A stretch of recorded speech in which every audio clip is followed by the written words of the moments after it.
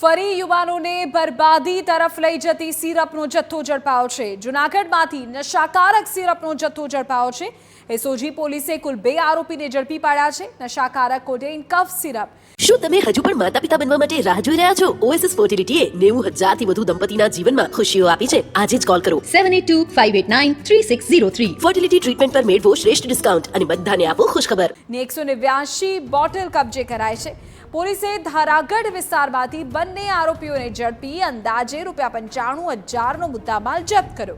પોલીસે સિરપનો જથ્થો ક્યાંથી લાવ્યા એ દિશામાં તપાસ હાથ ધરી દીધી છે।